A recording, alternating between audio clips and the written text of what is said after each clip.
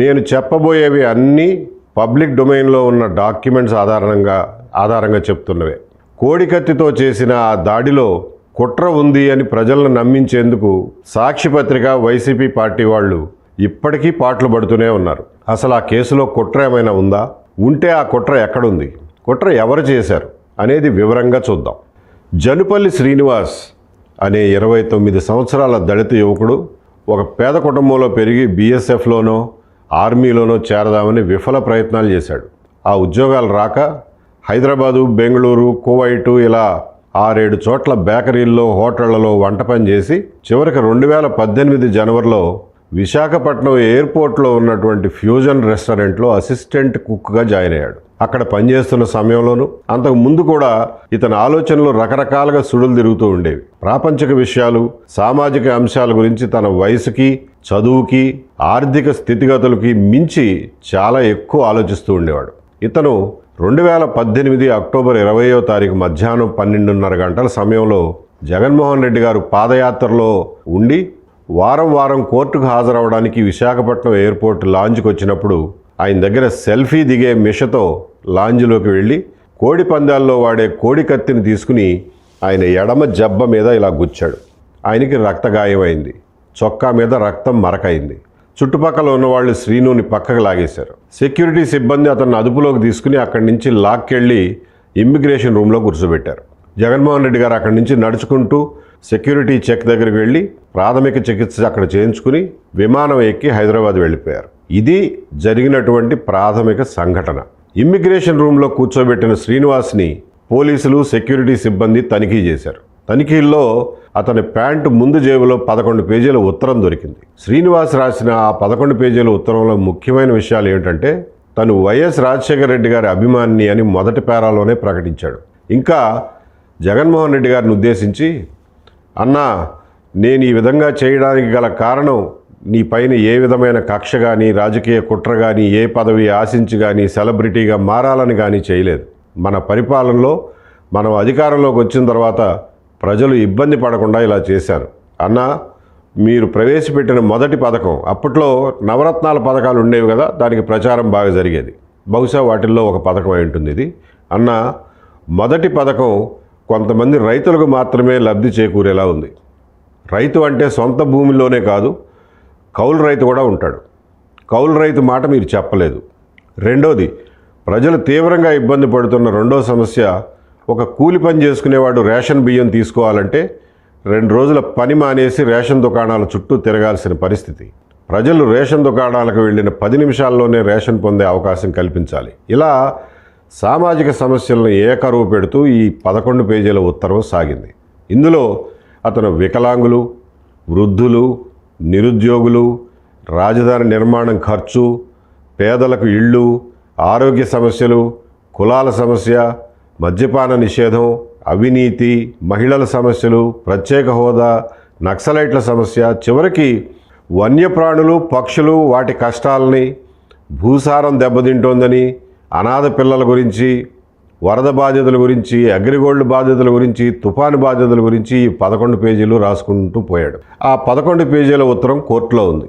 అది public document, అది మీరు కూడా చదవచ్చు.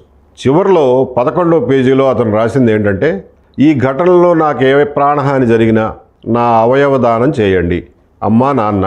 ఇట్లు మీ చంటి, అడ్రస్ తాణిలంక గ్రామం, ముమ్మిడివరం మండలం, తూర్పుగోదావరి జిల్లా. ఇది ఈ 11 పేజీల ఉత్తర సారాంశం. 11వ పేజీని తన చేతి వ్రాతతో కెలికినట్టుగా హడావిడిగా రాశాడు. 2-3 లైన్లు మాత్రమే ఉంది. అది సంఘటన జరగడానికి 10 నిమిషాల ముందే ఒక తెల్ల కాగితం తీసుకుని దాని మీద గబగబా రాశాడంట, నాకు ప్రాణహాని జరిగితే నా అవయవ దానం చేయండి అని. ఎందుకంటే సంఘటన చేయబోయే ముందు సమయం దగ్గర పడుతున్న కొద్దీ ఇతనికి టెన్షన్ పెరిగిపోయింది. తనను చంపేస్తారేమో, పోలీసులు ఉంటారు అక్కడ, కాల్ చేస్తారేమో అనే భయం పట్టుకుంది. ఒకవేళ కాల్ చేస్తే అవయవ దానం చేయండి అని అప్పటికప్పుడు గుర్తొచ్చి రాశాడు. చూస్తే ఈ 11 పేజీల ఉత్తరంలో మొదటి 9 పేజీలు ఒక దస్తూరులో ఉన్నాయి, 10వ పేజీ వేరే దస్తూరులో ఉంది, 11వ పేజీ 3వ దస్తూరులో ఉంది. ఇన్ని దస్తూరీలు ఉన్నాయేంటి అని చెప్పి చూస్తే అతను చెప్పిన దాన్ని బట్టి తర్వాత దర్యాప్తులోనూ తేలింది ఏంటంటే, తన చేతి రాత బాగోదని చెప్పి మొదటి 9 పేజీలు అతను ఊళ్ళో ఉన్నటువంటి మంచి చేతి రాత కలిగినటువంటి ఒక కజిన్తో రాయించుకున్నాడు. రఫ్ బుక్లో టెక్స్ట్ తనే ఇచ్చి దాన్ని మంచి చేతిరాతతో రాయించాడు. 10వ పేజీ ఎవరు రాశారయ్యా అంటే, ఈ సంఘటనకి ముందు రోజు రాత్రి కొన్ని విషయాలను మర్చిపోయాను అని అందులో అగ్రిగోల్డ్ తుఫాను సమస్యలు ఉన్నాయి. 10వ పేజీని సంఘటనకు ముందు రోజు తన రూమ్మేట్తో రాయించాడు. ఆ 11 పేజీల ఉత్తరాన్ని స్వాధీనం చేసుకున్న సిఐఎస్ఎఫ్ సిబ్బంది, ఎయిర్పోర్ట్ అధికారులు దాని ప్రతి పేజీ మీద సంతకం చేసి మరీ పోలీసులకు అప్పగించారు.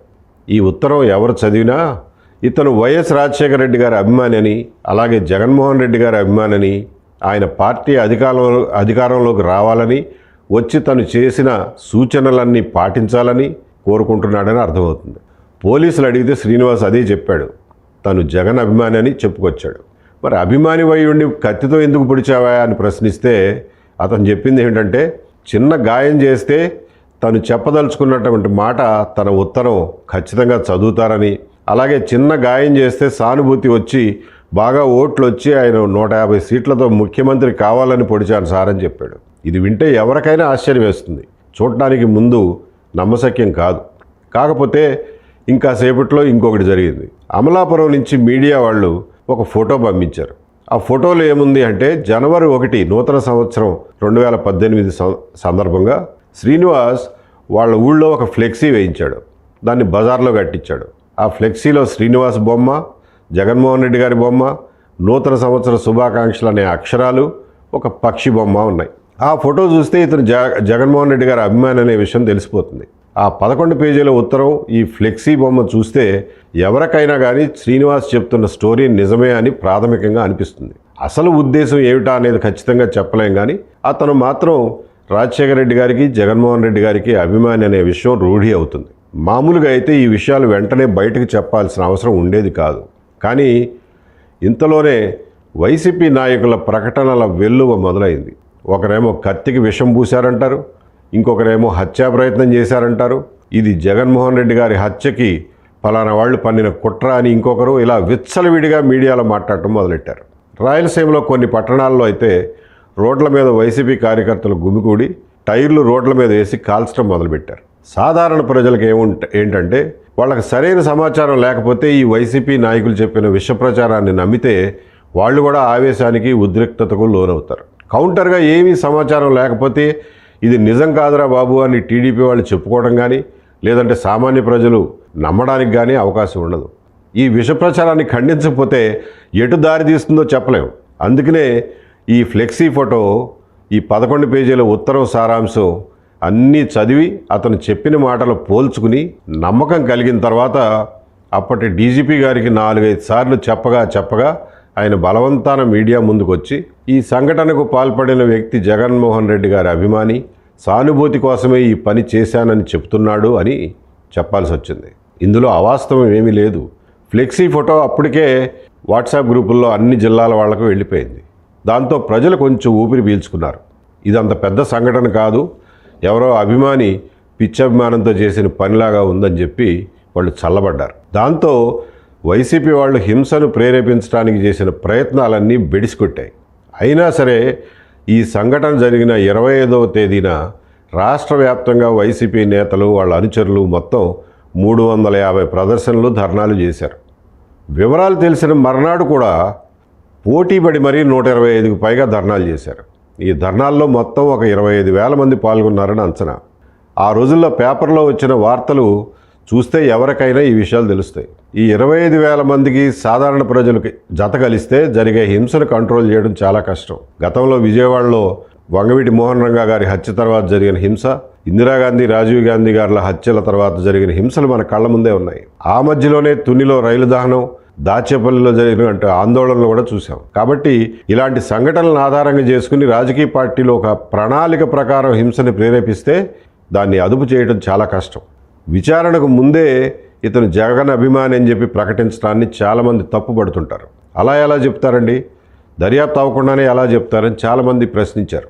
ఇక్కడ గమనించాల్సిన విషయం ఏంటంటే, దర్యాప్తు వేరు, ప్రజాశాంతిని అంటే పబ్లిక్ ఆర్డర్ని, శాంతి భద్రతలను కాపాడడం అనేది వేరు. ఈ రెంటిని వేరువేరుగా చూడాలి. విచారణ ఎక్కడికి పోదు, సాక్ష్యాలు ఏమి కనుమరుగు అవ్వవు. కానీ శాంతి భద్రతలు మాత్రం ఒక్కసారి అదుపు తప్పితే వాటిని మళ్ళీ కంట్రోల్ చేయడం చాలా కష్టం. ఆస్తి నష్టం, ప్రాణ నష్టం కూడా జరగవచ్చు. ఎవరిదైనా ఇల్లుగా తగలబడిపోతుంటే ముందు మంటలు ఆర్పేందుకు ప్రయత్నం చేస్తావా, లేకపోతే ఇంటి రిజిస్ట్రేషన్ కాగితాలు చూపించండి, బిల్డింగ్ పర్మిషన్ చూపించండి, ఇది మీ ఇల్లే అని నమ్మకం